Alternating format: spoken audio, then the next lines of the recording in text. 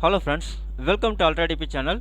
நாம் இப்போ பார்க்க போகிற டாபிக் இபிஎஃப்ஓ வந்து பார்த்தீங்கன்னாக்கா ஒரு புதிய வசதியை வந்து அறிமுகம் செஞ்சுருக்காங்க. அதாவது இனி உங்களுடைய பிஎஃப் தொகையை வந்து பார்த்தீங்கன்னா நீங்கள் யூபிஐ மூலயமா எடுத்துக்கலாம் அப்படின்னு வந்து சொல்லியிருக்காங்க. அதை பற்றின டீட்டெயில்ஸ் தான் நம்ம இந்த வீடியோவில் ஃபுல்லாக பார்க்க போகிறோம். நாம் வீடியோவை பார்க்குறதுக்கு முன்னாடி நீங்கள் இது வரைக்கும் நம்ம சேனலை சப்ஸ்கிரைப் பண்ணலைன்னா மறக்காமல் சப்ஸ்கிரைப் பண்ணிங்க. கூடவே பக்கத்தில் இருக்கக்கூடிய பெல் ஐக்கானை கிளிக் பண்ணி ஆல் அப்படின்ற ஆப்ஷனை செலக்ட் பண்ணிங்க. அப்போ தான் நம்ம சேனலில் போஸ்ட் பண்ணுற எல்லா வீடியோஸினுடைய நோட்டிஃபிகேஷன் உங்களுக்கு உடனே கிடைக்கும். வீடியோவை ஸ்கிப் பண்ணாமல் முழுசாக பாருங்கள். வாங்க நம்ம வீடியோவை பார்க்கலாம். அதாவது இபிஎஃப் வந்து பார்த்தீங்கன்னாக்கா உறுப்பினர்களுக்கு ஒரு முக்கிய செய்தியை வந்து கொடுத்துருக்குறாங்க.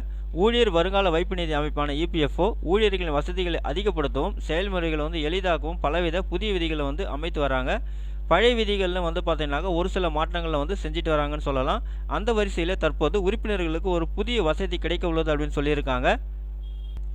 அது என்ன வசதி அப்படின்னு நம்ம பார்த்தோம்னா, அதாவது யுனைடெட் பேமெண்ட் இன்டர்ஃபேஸ் யூபிஐ தளங்கள் மூலம் இபிஎஃப் சந்தாதாரர்கள் வந்து பார்த்தீங்கன்னாக்கா ஊழியர் வருங்கால வைப்பு நிதி இபிஎஃப் கிளைமை வந்து செயலாக்கம் செய்யலாம் அப்படின்னு வந்து சொல்லியிருக்காங்க. அதாவது வந்து பார்த்தீங்கன்னா இபிஎஃப் மூலயமா நீங்கள் வந்து யூபிஐ மூலயமா நீங்கள் உங்களுடைய இபிஎஃப் கிளைமை வந்து செஞ்சுக்கலாம் அப்படின்னு சொல்லியிருக்காங்க. இதன் மூலம் இபிஎஃப் நிதியை வந்து சுமூகமாக பரிமாற்றம் செய்யவும் அரசாங்கம் வந்து செயல்பட்டு வரதான் வந்து சொல்லியிருக்காங்க.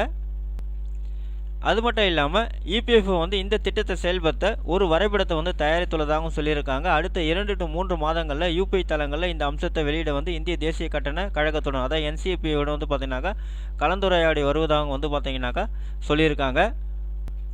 ஸோ இபிஎஃப்ஓ அதன் செயல்திறனை வந்து மேம்படுத்துறதுக்கும் அதன் 7.4 மில்லியன் சந்தாதாரர்களுக்கு அதனுடைய அணுகலை வந்து அதிகரிக்கவும் மேற்கொள்ளும் சீர்திருத்தங்களில் யூபிஐ உடனான ஒருங்கிணைப்பும் ஒன்றாக அப்படின்னு சொல்லியிருக்காங்க.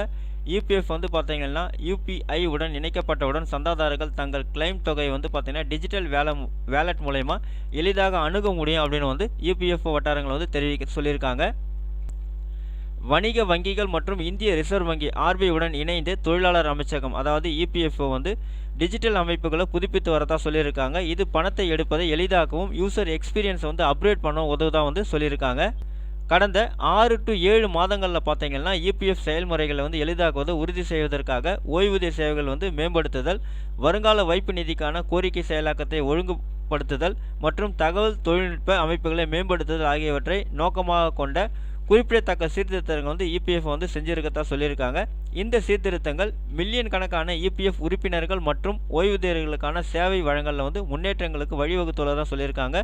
மேலும் எதிர்காலத்தில் இன்னும் பலவித மேம்பாடுகள் வந்து எதிர்பார்க்கப்படுறதா வந்து சொல்லியிருக்காங்க.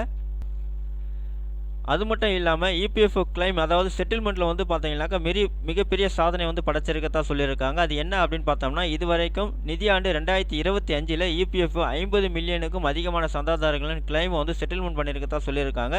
இது இதுவரை இல்லாத அளவுக்கு அதிகம் அப்படின்னு வந்து சொல்லியிருக்காங்க. மேலும் ரூபாய் 2.05 லட்சம் கோடிக்கு வந்து மேலான தொகை வந்து ஊழியர்களுக்கு வழங்கப்பட்டுள்ளதாக சொல்லியிருக்காங்க. நிதியாண்டு 2024 பார்த்தீங்கன்னாக்கா இபிஎஃப்ஓ ரூபாய் 1.82 லட்சம் கோடி மதிப்புள்ள 44.5 மில்லியன் கிளைம்களை வந்து செட்டில் செஞ்சிருக்கதா சொல்லியிருக்காங்க. மேலும் 3 நாட்களுக்குள் செயல்படுத்தப்பட்ட ஆட்டோ கிளைம் செட்டில்மெண்ட்டுகள் நிதியாண்டு 2025 18.7 மில்லியனாக இரட்டிப்பாகின அப்படின்னு வந்து சொல்லியிருக்காங்க. இது நிதியாண்டு 2024 வந்து பார்த்தீங்கன்னாக்கா 8.95 மில்லியனாக இருந்தது அப்படின்னு வந்து சொல்லியிருக்காங்க. இந்த மாத தொடக்கத்தில் எளிமைப்படுத்தப்பட்ட பரிமாற்ற கிளைம் விண்ணப்பம் அறிமுகப்படுத்தப்பட்டதிலிருந்து பரிமாற்ற கோரிக்கைகளில் 8% மட்டுமே உறுப்பினர் மற்றும் முதலாளி அல்லது நிறுவன சான்றளிப்பு தேவைப்படுகிறது அப்படின்னு வந்து சொல்லியிருக்காங்க. குறிப்பாக சுமார் 48% கிளைம் முதலாளிகள் அல்லது நிறுவனத்தின் தலையீடு இல்லாமல் உறுப்பினர்களாக நேரடியாக சமர்ப்பிக்கப்படுகின்றன அப்படின்னு வந்து சொல்லியிருக்காங்க.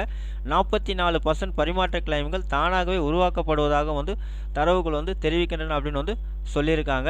ஸோ நீங்கள் உங்களுடைய பிஎஃப் கிளைம் பார்த்தீங்கன்னாக்கா உங்களுடைய யூபிஐ ஐடி மூலயமா அதாவது யூபிஐலேருந்து மூலயமாவே நீங்கள் வந்து பார்த்தீங்கன்னாக்கா பிஎஃப் கிளைம் வந்து நீங்கள் செட்டில்மெண்ட் பண்ணிக்கலாம் அப்படின்னு வந்து சொல்லியிருக்காங்க. ஓகே ஃப்ரெண்ட்ஸ், அவ்வளோதான் உங்களுக்கான இன்ஃபர்மேஷன். இந்த வீடியோ உங்களுக்கு பிடிச்சிருந்தா லைக் பண்ணுங்கள். அது மட்டும் இல்லை, இந்த வீடியோவை நிறைய பேருக்கு ஷேர் பண்ணுங்கள், கமெண்ட் பண்ணுங்கள். மறக்காமல் நம்ம சேனலை சப்ஸ்கிரைப் பண்ணுங்க. மீண்டும் ஒரு நல்ல வீடியோவில் சந்திப்போம். நன்றி, வணக்கம்.